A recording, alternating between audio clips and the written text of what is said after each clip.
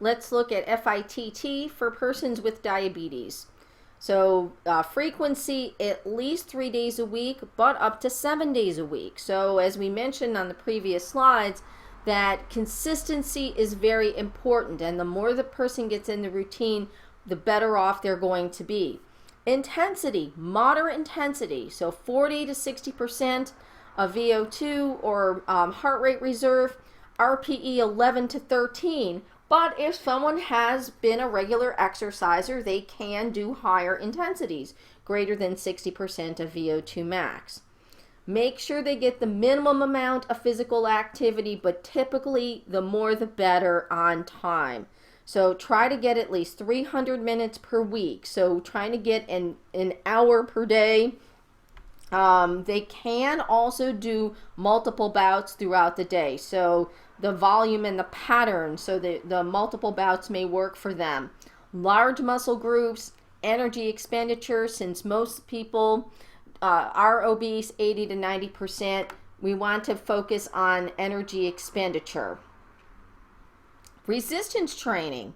So again, progression first on aerobic training. So always increase duration, focus on duration, and then add higher intensity. So first of all, focus on duration to increase energy expenditure, and then work on increasing intensity.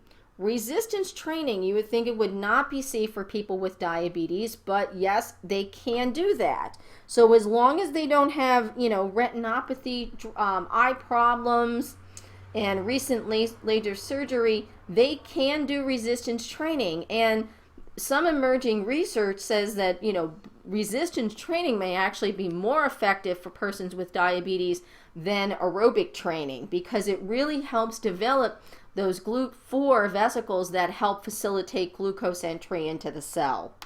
So, and if you see the bottom portion of the slide, make sure they're not inactive more than 2 days in a row. So they really need to, be consistent, because that's going to make their diabetes more manageable. So the worst thing they can do is be the weekend warrior and have days of really high activity and then have several days where they do nothing. So diabetes, if persons have retinopathy, if they've had eye problems, they can have risk of retinal detachment, and it can be a leading cause of blindness. You really want to watch out for blood pressure, and then watch out for vigorous intensity with retinopathy.